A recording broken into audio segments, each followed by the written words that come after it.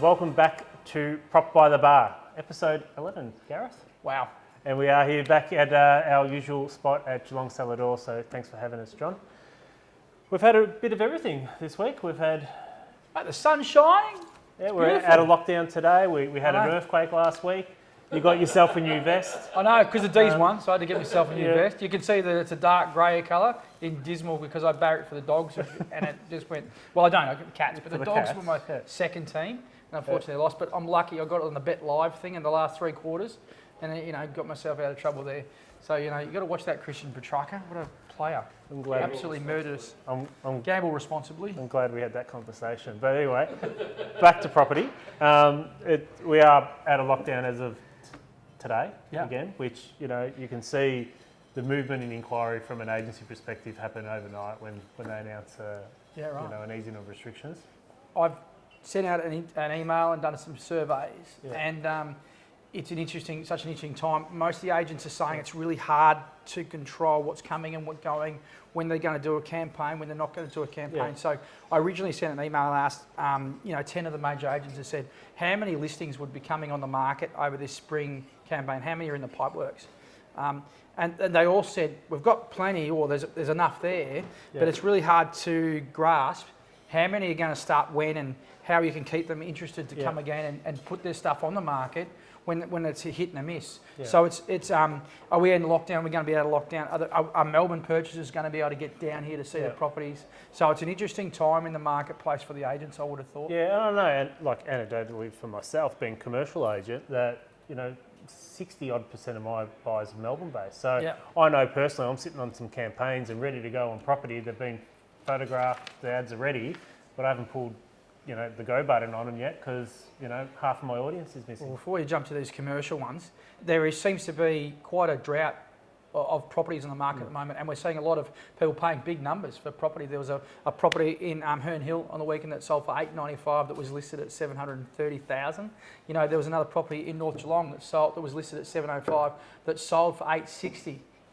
In Girton Street. So there's some really good sale results, but they're because we're in a demand and supply vacuum, and these people that are putting their properties in the market at the moment are doing so in a very uncertain time. And once we see a bit more certainty, I'm hopeful, and I believe this is the truth, that we'll start seeing a huge amount of stock come onto the market. I know that some of the agents have said they've got big amounts of stock rolling, but they're finding it hard to... I don't think you'll see huge amounts, but I think you'll see more. Yeah, well, we need more. We need more, right? And, this is traditional spring market and there's no stock.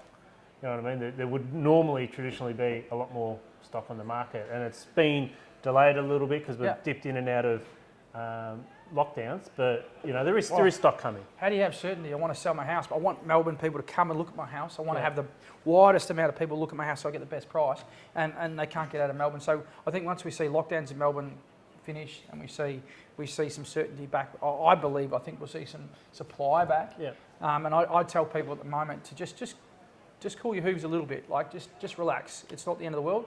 There'll be more stock. Yeah. There's always another one around the corner, as the saying goes. But on commercially, we have some magnificent properties coming up on the market at the moment, and especially this week. Online, there's some really good auctions happening online, and this is another thing to go to technology. A lot of the auctions for commercial happening online, which we're seeing, and what we're seeing is a lot of investment money coming in. So we're talking about money people would otherwise use in big syndicates in Melbourne, in office towers, and putting their money into offices and big retail, and they're pulling the money out of that, and they're looking for assets that have got high yields and a big land component. And one of the properties I want to talk to is 18 to 20 and 17 Hancock Street, Drysdale. Yep. We've got 7 retails. It goes to auction on Wednesday. Yep. In a growing town. 0 vacancy. Yep. And it's you've got some major tenants as well, with some banks and other it's really good tenants there. Yeah. I reckon 4.5 or less %. I would have thought 4.5 to 5. But that'd make it around a $6 to $7 million purchase, a big purchase for Drysdale. As you said, it's just got the right anchor tenants. There's another one coming up that we all know in Mercer Street that Tim Darcy's got for sale, good local agent, and we're talking really good quality bit of land there. Well, that's Tester, isn't it? Yeah. We've been talking about heights. What's it going to do with the uncertainty of the heights? What's it going to do with land value? It's interesting. So this is the first one that's really going to test the market. And what's it going to get? I mean, 4.5, 5, 6, where could it go? Because we just had Pakenham Street, Geelong West, 86 Pakenham Street sold. Maxwell Collins sold it. They achieved an incredible price of 4,700 square metre. Yeah. Don and team and Nick, well done. That was a magnificent auction. In COVID times, it was interesting because we all had to stand in different parts of the street for the auction. But you sure that wasn't people just avoiding you? it was people avoiding me as well, is it? Yeah. No one likes that. Don't. You want friends, don't become a valuer.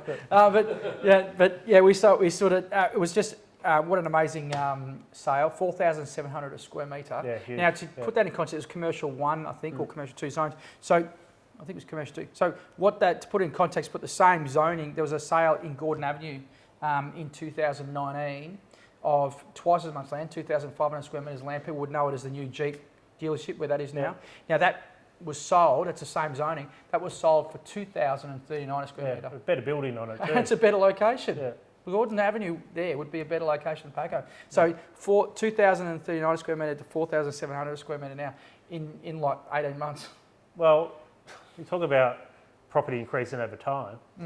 One of our agents, Michael Chikarico, sold a little unit in Bell Park, Unit 239 Deacon Street, 8 months ago for 420,000. It's been relisted this week. And they're selling it via that platform, Open Offers. Oh, yeah. And as of an hour ago when I walked out of my office, he had 5 people above $530,000 going on it. What's that? Like That's 150,000? 110 thus far. We'll go for more. It's only... Yeah. All right, but it's an open platform where you can see the bidders. 4 months? In 8 months. 8 months. In 8 months. So 110 in 8 months. And I'm not sure where that's going to stop. So I'll be interested to check back in on that next episode to see where that actually landed. And again, I'll put this down to demand supply. I think in commercial and in residential, there's just no supply. And people who are looking for commercial, looking for investments, and we've got all these people looking to buy a home in residential and move down here. So we've got these things in our market that are mixing and changing, and it's making for a very interesting time. You can actually see why people do panic, can't you? Like property Victoria-wide, on average, grew $1,000 in value a week. It's pretty good if you're a property owner. Yeah. Too bad if you're a first home buyer. Not if you're trying to buy one, but that's the average house grew $1,000 a week in value. It's pretty good. There's a sale I want to ask you about. I heard a rumour on the rumour mill. Right. You and your rumours. Yeah. And you may or may not be able to answer this question. Yep. 164 Malop Street. Off-market transaction. Yep. I think there's four or five tenancies, and with an income of about 284,000. I think you recently sold it. Yep. Did you sell it? Subject to a few things happening, but it should go unconditional Friday, and that was sold for $8 million. And if it doesn't, then you can edit this out. So, if we don't edit this part out because Mike kills me, that would have equated to about 3.55%.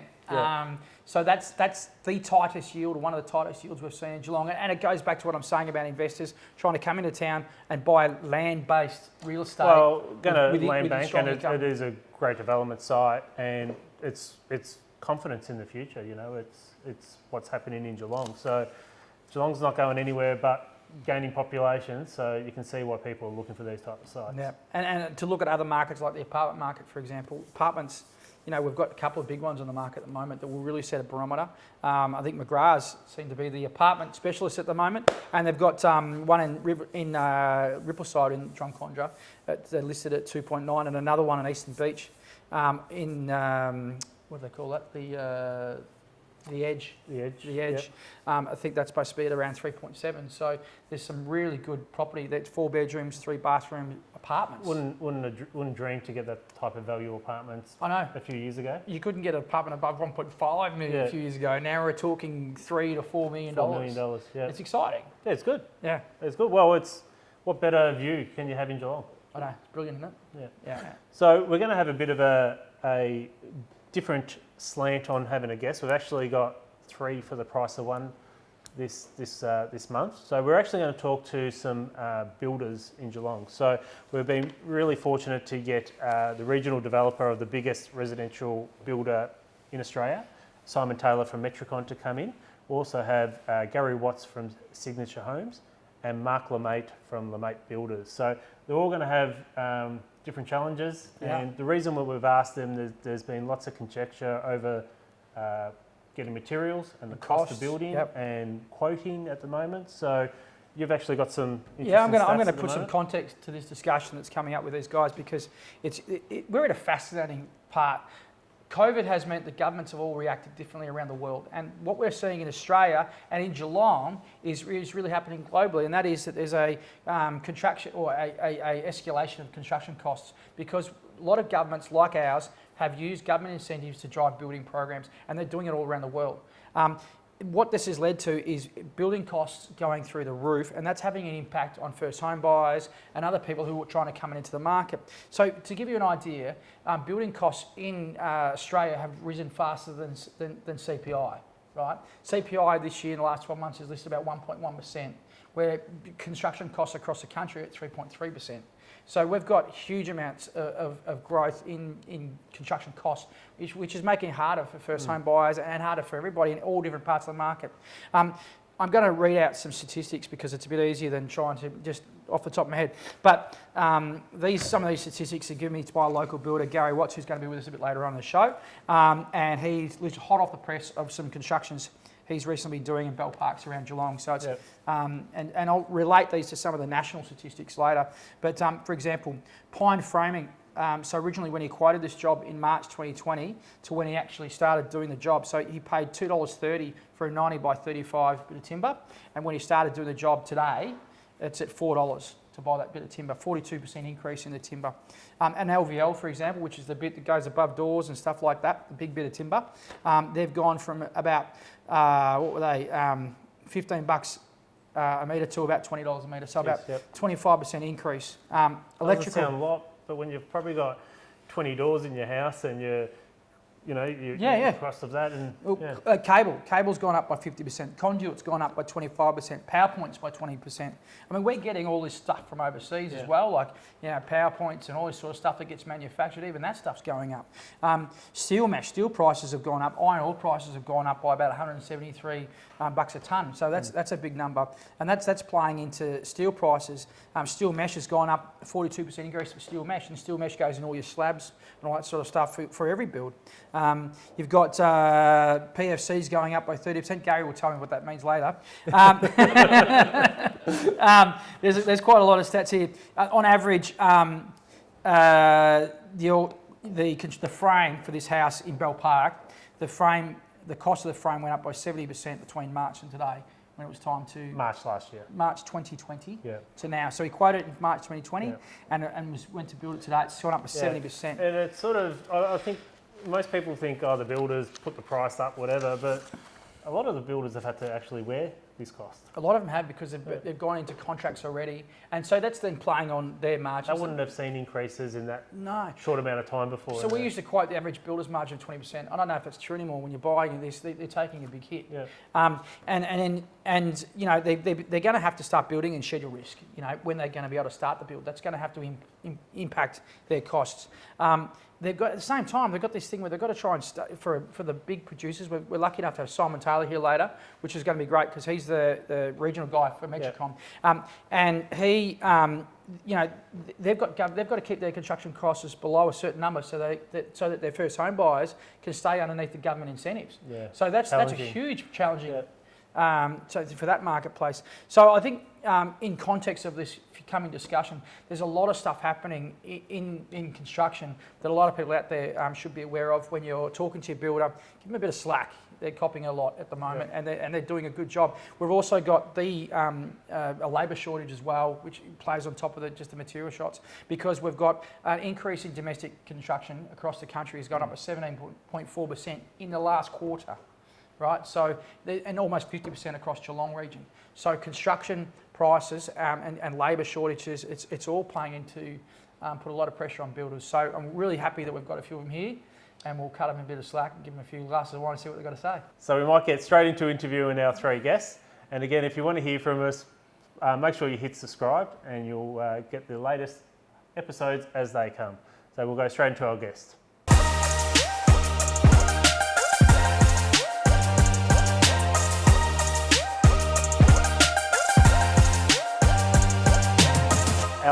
first guest in our trio of special guests this month is Mark Lemaistre, who has 40 years experience in the building industry and basically comes from 3 generations of building families. So you took over the reins in 1996 at the age of 22, I believe, Mark?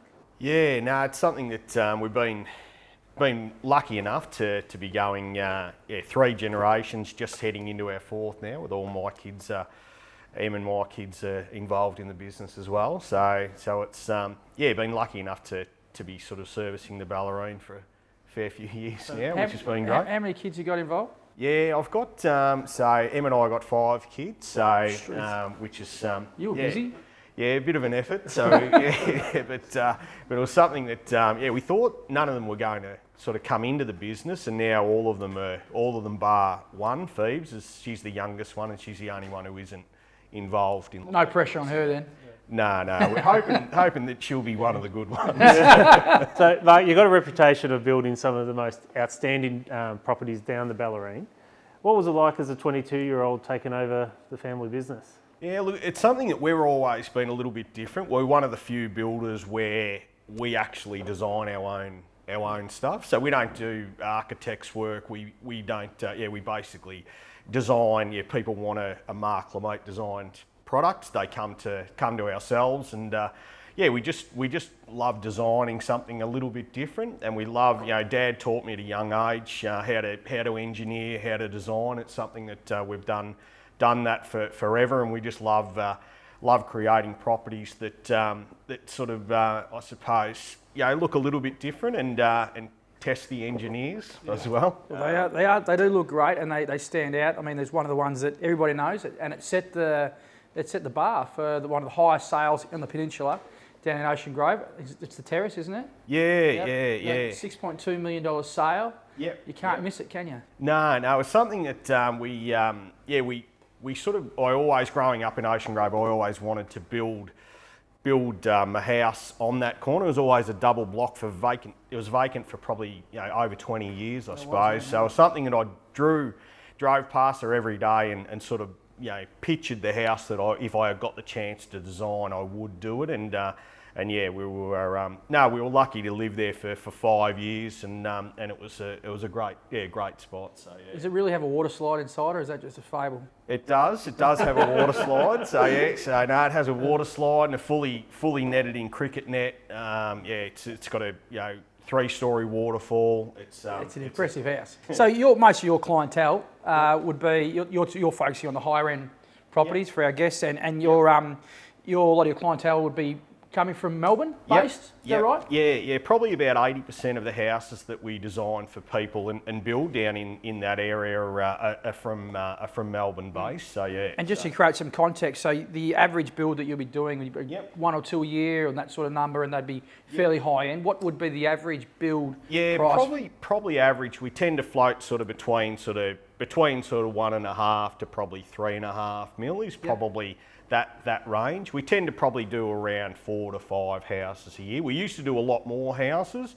but they were a lot easier to build.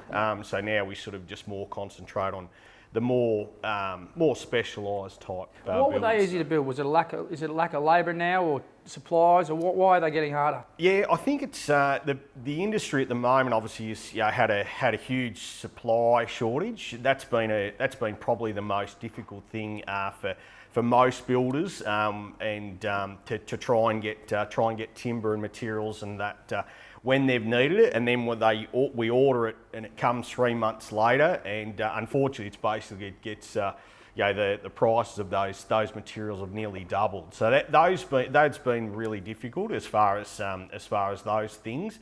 But it's something that, being a builder, all builders and the other 2 guys that we'll talk later will know that when you're a builder, it probably means that you're doing a job where about 80% of what you think you're going to do on each die doesn't actually happen. So you're entering into a job where you can't control everything. So you don't know all the variables. Yeah, so it's with experience, it's something that you just don't learn to stress. You try and stress about a limited amount of things.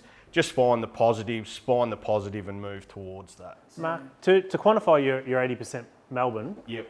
Is this a holiday home predominantly, or are they relocating from Melbourne? Yeah, probably about 50% are actually relocates and 50% are holiday homes. But we'll always design them a house that's good enough that they can move in as a permanent resident. So yeah. And how's the last 18 months, 2 years gone with building for Melbourne clients? Yeah, look, it's been completely different to what we've done probably 2 years previous because they've all been in lockdown. That means that we're basically building for houses, building houses for people that are 2 hours away, and they don't actually see their houses. So how good is that?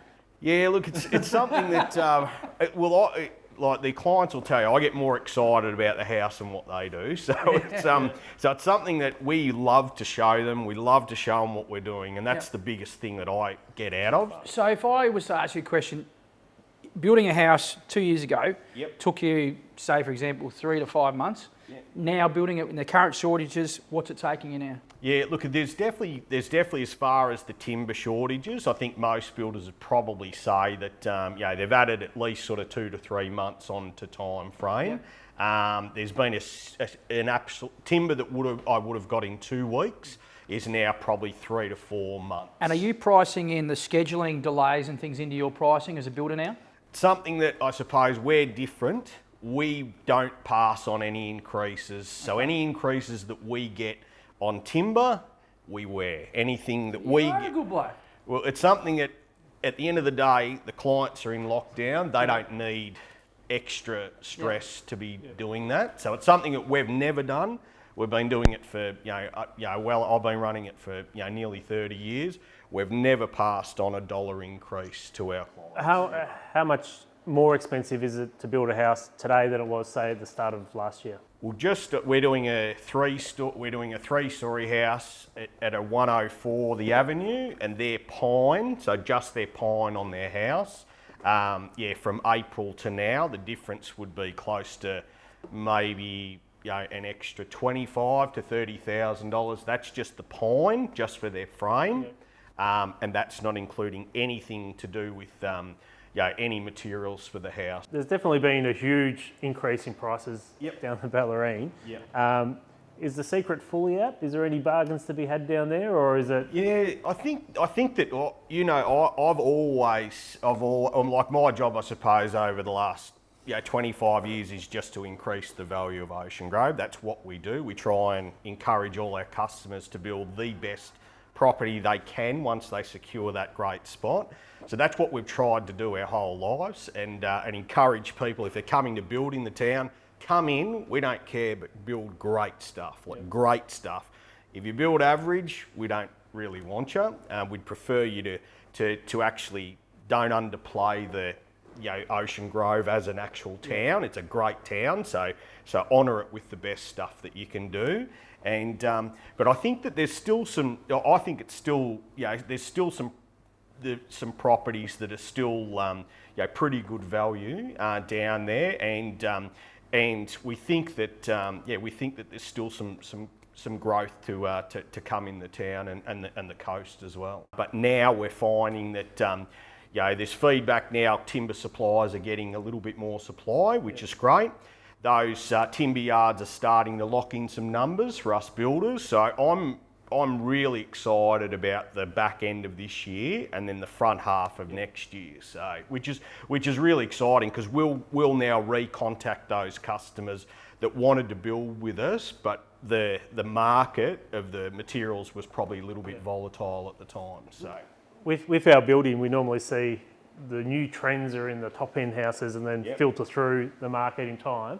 So what are you seeing as the latest and greatest trends? Look, it's something that I suppose we're finding that we're finding that a lot of our customers are still looking for that zero maintenance house. So we although we live by the coast and obviously people are wanting those softer textures outside, which is fantastic. We're still finding that a lot of them are still going for those zero maintenance houses. So they want to come down, live in the most amazing house, but not have any maintenance. So they want to be getting to the beach, getting to the golf course, etc. So, but yeah, look, it's something that there's something that as far as we've just put a new exterior glass tower in the parade, which is basically a 10.5 metre black glass electric lift, which is really nice, and there's lots of different new products that are coming out because builders have had to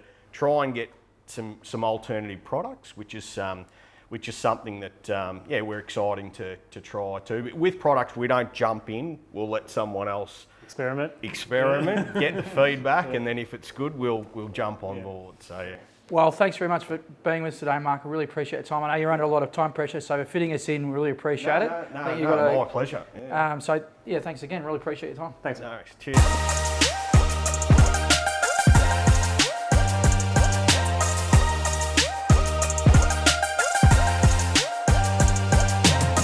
I'd like to introduce our second guest for today. Gary Watts is the sole director of Signature Homes since 2005, beg your pardon, in Geelong. Has an excellent reputation of building quality homes for both order and custom homes all over Geelong. And I have to say, you don't have to go too far in Geelong to see a Signature Homes board. So we like to get as many signs out as we can. Anyway, welcome to Prop, Gary. Thanks for coming on. So one of the things that you do a lot of is that architectural design home in Geelong that comes through your doors. You do quite a few of those, and it's the standard above the volume builders. That's sort of the market you play in, isn't it? Yes. Unlike Mark, I don't design the homes. We have an architect, George Meek. Yep. He started with us last year, and George is fantastic. So in-house architect, so we work really well together. Yeah, and you've been doing heaps of it. How are you finding these change of these costs that are happening? These timber prices are up, I think 25% in some areas, 10% in timber, 25% in steel. Where you get your info from? HIA builders market. Yeah, well, I've done a bit of info today, and 18 months ago, or March last year, you could buy a 9035 for $2.30, and today it's $4. So you're the figures man, that's around about 42%. That is 42%. It's over a longer period though. I was doing 12 months.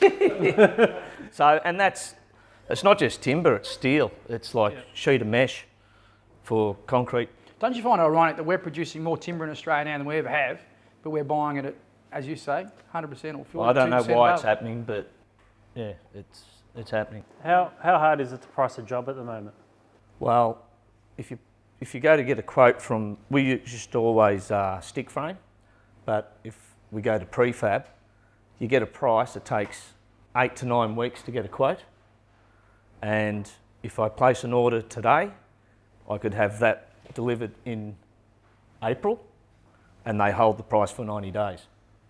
And in so it's impossible. Yeah, and in that time too, what's happening? You got to pay 50% deposit, and no, we're not doing that sort of stuff. We still have relationships with people, but we've always had a relationship with people out of town as well. There's a guy down Warrnambool who I do 1 or 2 with, so we've been leaning on him a little bit. But so you literally have to go and get your timber from Warrnambool. Well, the walls, walls, because you can't wait till April. Yeah, it's very hard.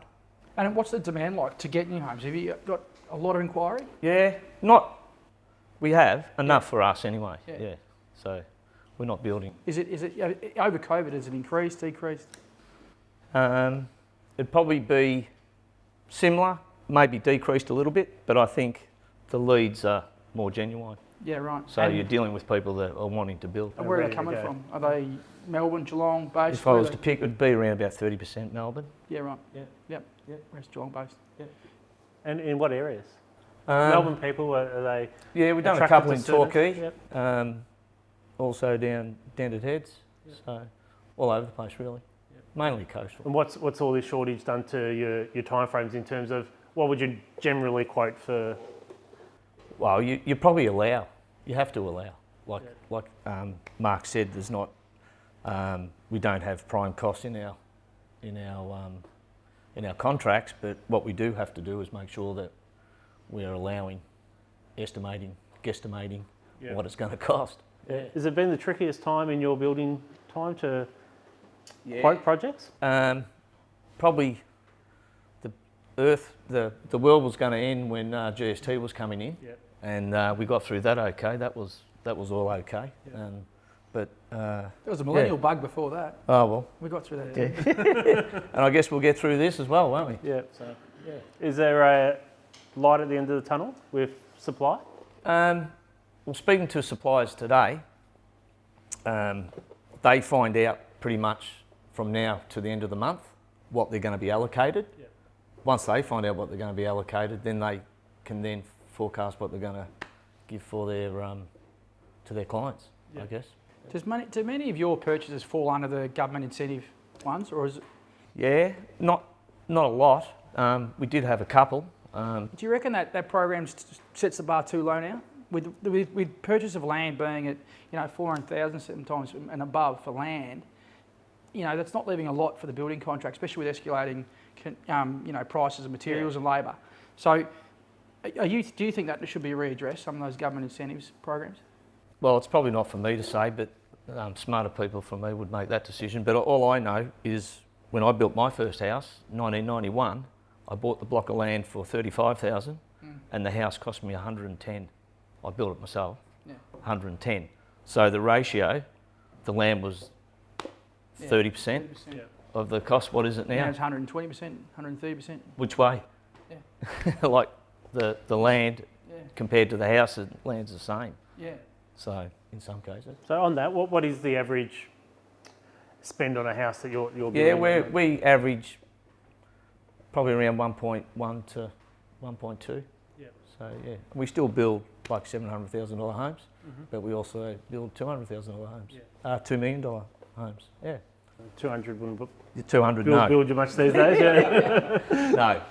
How many do you get done in a year? We do around about 12. You use a lot of the local labour for your business. How do you find with the labour? Because one of my mates working in these trades, they've never been busier. You can't get them for 5 minutes of their time. Yeah. Are you finding it hard to keep your labour up, or? Yeah, look, I suppose it's again comes back to relationships. We don't go for the cheapest price. We don't. Yep. We're loyal to our trades, and they're loyal to us. So. And have you seen them put their prices up at all? Look, marginally, but Yeah. it's all. That's the benefit to using local, isn't it? You got Yeah, those relationships. and I guess it's also too. We have subbies that then have become registered, and now they're doing their own work. So, it's all. So then you look for the other ones to come up underneath them. Yeah. The expectations for next year in the sense of inquiry, have you also found that people's mentality over the last 18 months, they've spent more on their houses because they haven't been going anywhere? So there's this, spending more money on al frescoes or landscaping. Well, they're not going on holidays, so they're not going on holidays. They So might be putting a what's pool in. What's the picture look like for 2022? Do you Yeah, think? look, I think it's pretty strong, really. Yeah. Like with the amount of, we take quite a while to get through our work as well, like from when the first inquiry comes in, to get a sketch done, and by the time you get to the point where you've got it priced, it is quite a while. So we've got quite a few people on our books. So If you were you bought a bit of land and you want to Yeah. use your services, what would you tell that young couple trying to build? give us a call. other than give us a call. What advice would you give them when they bought their land? What advice would you give them next? Well, obviously the first thing is get in the market. Yeah. And then, whatever your budget is, and look around for some reputable builders. Yeah. 3 which are here today. And in that search, is there any sort of tip you want to leave them with? Like, should they be prepared with plans? Should they have their architecturals done? Should they have an idea of what they want? Or should they just go out and see what is out there first? Or I guess it depends on what part of the market. Yeah. So, I mean, if you're a first home buyer, like get through your display homes and do your math and speak to someone like yourself. Make sure it all stacks up. Yeah, well, they can't afford me. So. Gary, thanks very much for coming in and providing insight of what's happening with the building. Thanks for having me today. So thanks very much. Fantastic. Thank you.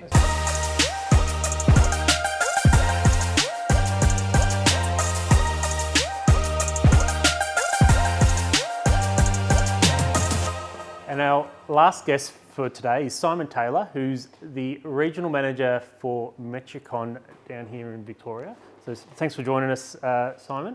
Just for a little bit of context, been the Regional Manager since 2002 And a few little statistics that we've got here is that Metricon is the biggest residential builder in Australia with over 6,000 starts in Victoria, Queensland, New South Wales and South Australia, with about 3,200 of those in Victoria. Have I got those right? Oh, close enough. Close enough. You would have got some stats from probably the HIA, We did. the recent announcement. Yes. We did. Yep. Top 100. So we're very proud of that. Yeah, I bet. Yep. Yeah. Number one again. So I'm really proud. It puts you in a different context to some of our other guests in that you're the full volume builder. You've got the relationships for the materials, the relationships for the labour, and you've got a whole channel of work that's coming through from especially driven by the government incentives and stuff like that, which is where your bread and butter is.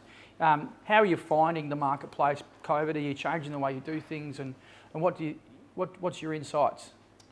Oh, look, firstly, it's certainly been a bit of a roller coaster over the last 12 to 18 months.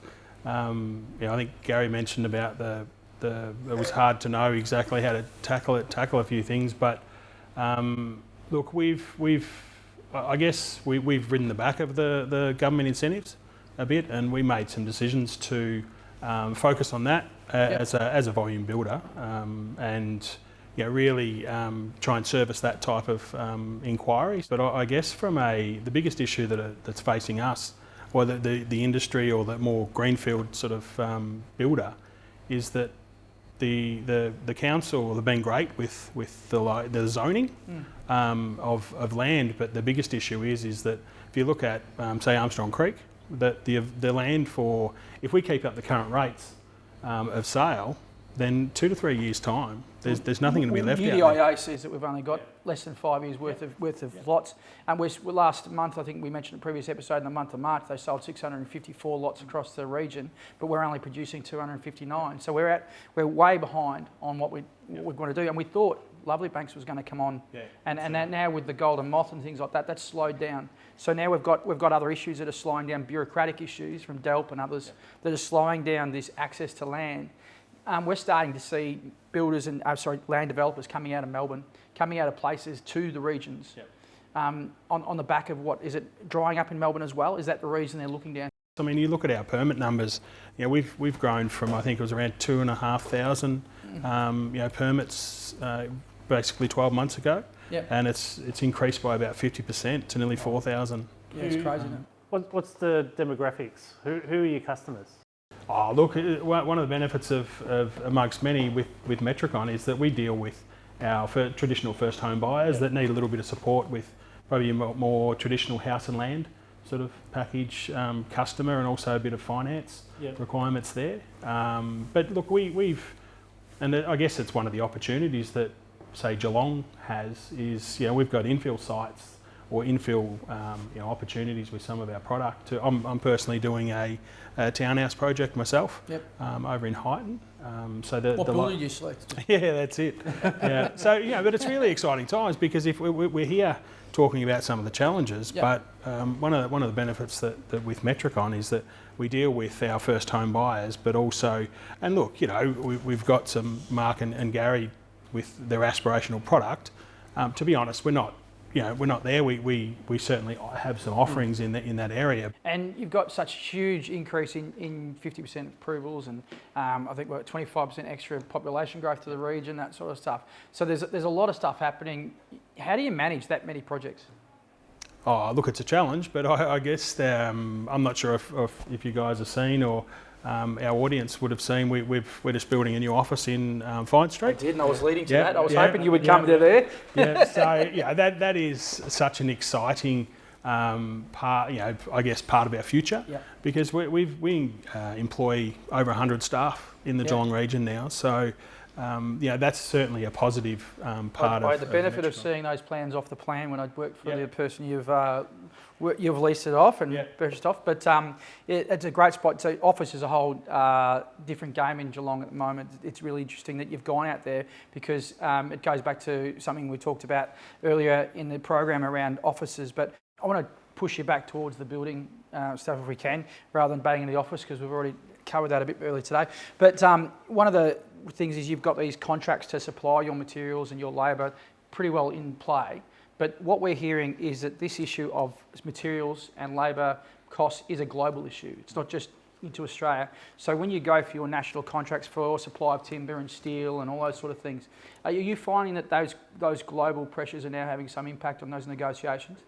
Oh, certainly. I mean, both Gary and Mark touched on the relationships that they have with their existing supplier base and trade base, and it's very important to tap into those when we can. Everybody is trying to look after everybody. This sort of situation with the prices escalating so quickly. You know, you don't want to burn any bridges effectively, but it's very important to, when negotiations come up, we mentioned earlier, but the price of timber is now 400% higher than it was in the US.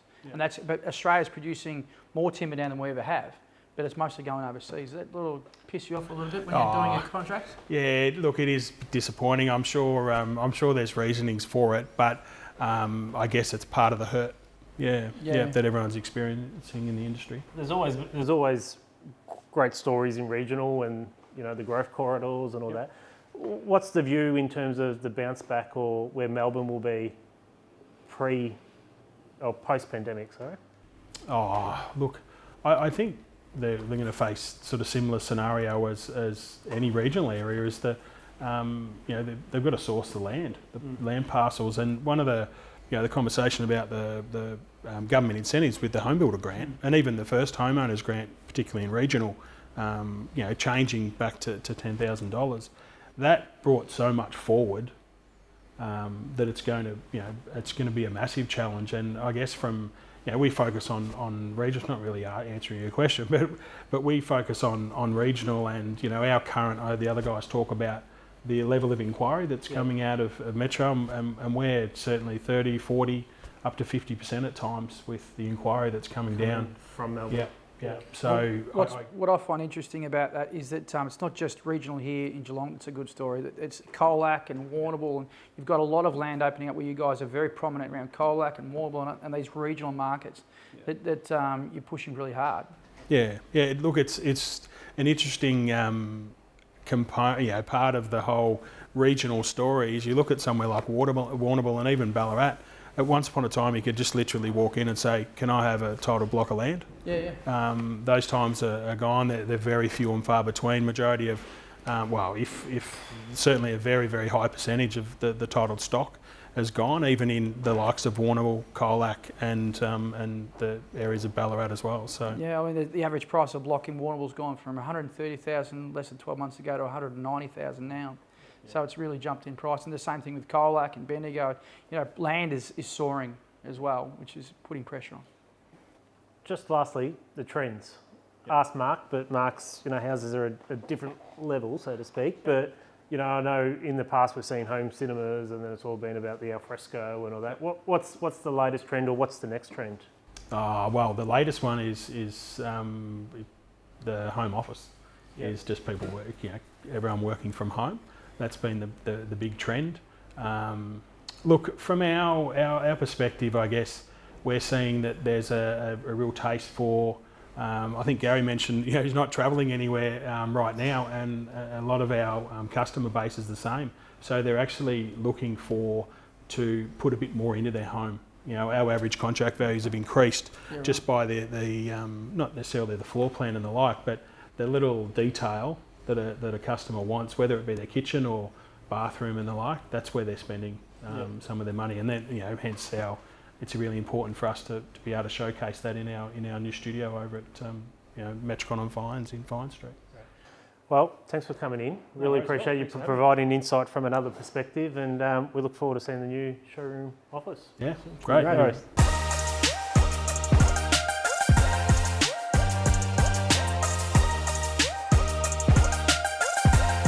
Welcome back.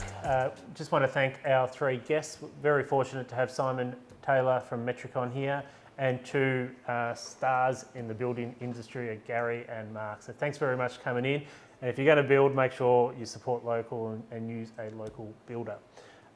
So before we go any further, we do have a property of the week this month, and you've picked one out in Newtown? I picked one that's sold, and rather than coming on the market or on the market at the moment, and that's being because we haven't had a lot at the moment. It's been, to be honest, a little bit unexciting. You guys have got to lift your game a bit, right? Because so we've got one that's sold in Noble Street, which is down the end near St Joey's, and it overlooks St Joey's at the back. And I love this property because I've had it years ago. The Paris end of Noble The Street? Paris end of Noble Street, Yeah, the big blocks. It has. It's got the big names along there too.